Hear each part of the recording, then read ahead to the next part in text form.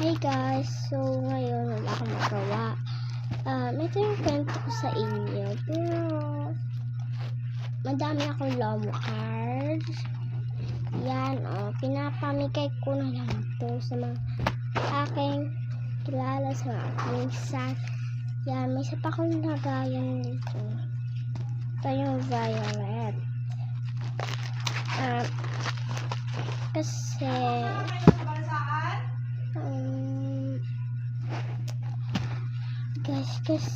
nanonood kasi ako, nanonood ako sa TikTok.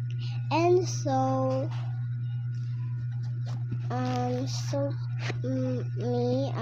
I'm so happy.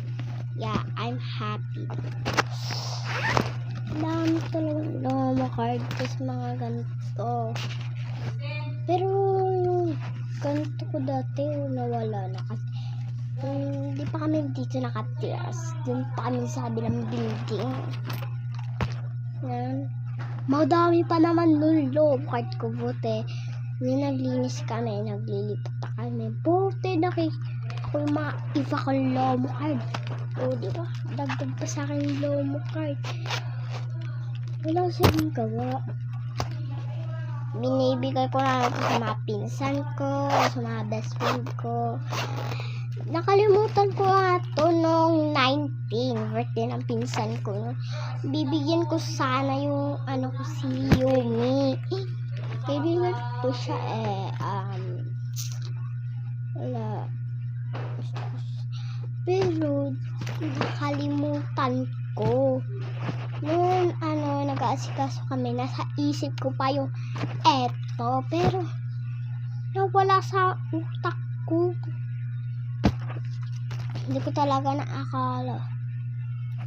Respect na iiwan ko to. Tapos yung pagkalabas na namin, parang naalala ko. So, di naman ako bumalik. Para di naman kami mahirapan. Saka naman siya nagputik. Kaya, gusto ko ng madaming, gayfon kasi ako ng madaming lomo card para may lomo card ako. Para may maibigay ako. Pero,